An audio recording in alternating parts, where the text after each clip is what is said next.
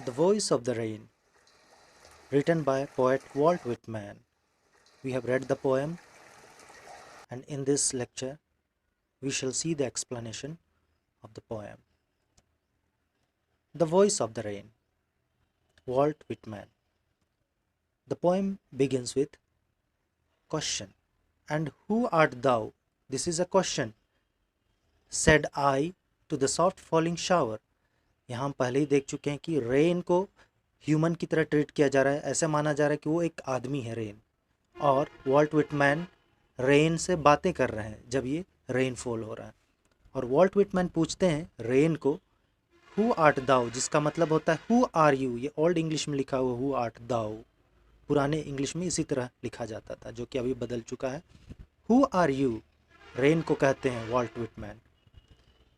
Said I, यहाँ आई Walt Whitman है कि मैंने कहा तुम कौन हो, बारिश से मैंने कहा। To the soft falling shower, धीरे धीरे गिरती हुई बारिश की बूंदों से मैंने कहा कि तुम कौन हो। Who art you, who art thou, who are you. Which strange to tell gave me an answer as here translated. और जिस तरह से बारिश ने मुझे जवाब दिया बहुत विचित्र था, जिसे मैं पोएम के रूप में आप लोगों के लिए प्रस्तुत कर रहा हूँ, वॉल्ट विटमैन कहते हैं। अब बारिश क्या कहती है?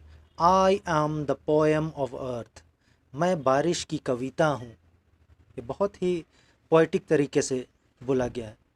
हु आई एम, बारिश अपने आप को क्या बोल रही है? पोएम ऑफ अर्थ, बारिश अर्थ के लिए, धरती के लिए एक कविता के समान है। Means poems are always beautiful, everything is beautiful in poem. So rain is compared with poem, and rain is beautiful for earth. Said the voice of the rain, ऐसा कहा बारिश ने, मैं poem of earth हूँ।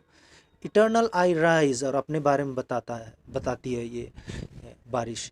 Eternal I rise, impalpable out of the land, और मैं, मेरा जन्म कहाँ से हुआ, ये सारा कुछ बता रही है कि मैं धरती से ऊपर उठती हूँ। क्योंकि रेन का जो बनने का प्रोसेस है वो क्या होता है, धरती में जितने भी तालाब हैं, नदियाँ हैं या पानी के स्रोत हैं, उनसे वाष्पीकरण होता है, तब ये ऊपर उठते हैं। इसीलिए बोलती है eternal I rise impalpable out of the land and the bottomless sea. समुद्र से वाष्पीकरण होता है और धीरे धीरे इसके वाष्पकण ऊपर जाते हैं आकाश में।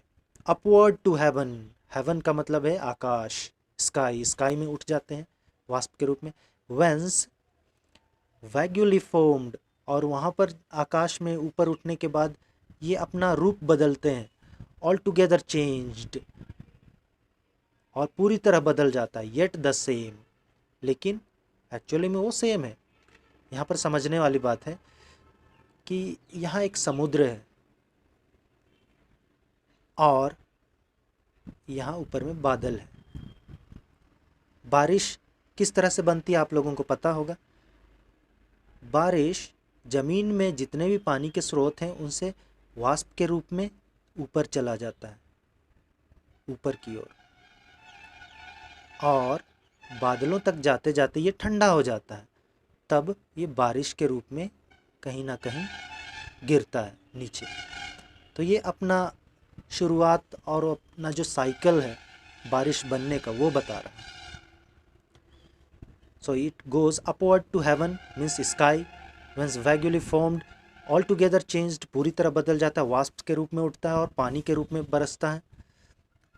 एंड येट द सेम, लेकिन ये पानी के ही अलग अलग रूप होते हैं।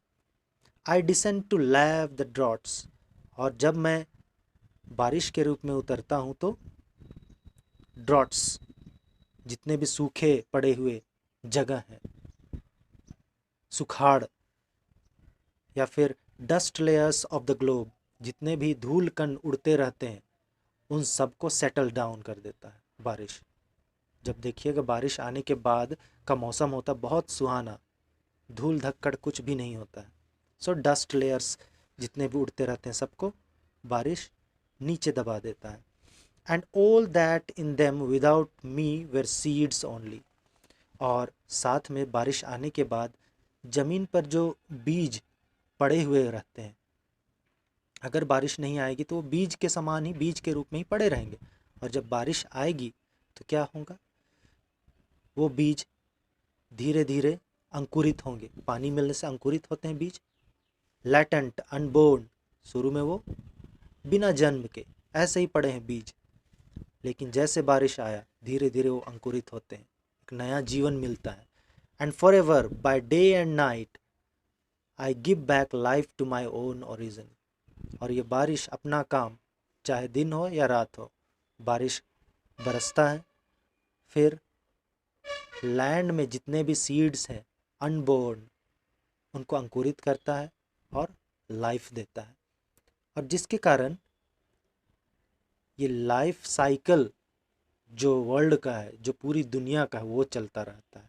बारिश नीचे से ऊपर जाता जाता है, फिर ऊपर से फिर बरसता है, फिर नीचे से ये फिर ऊपर जाता है, फिर बरसता है, और इस तरह धरती में जीवन चलता रहता है।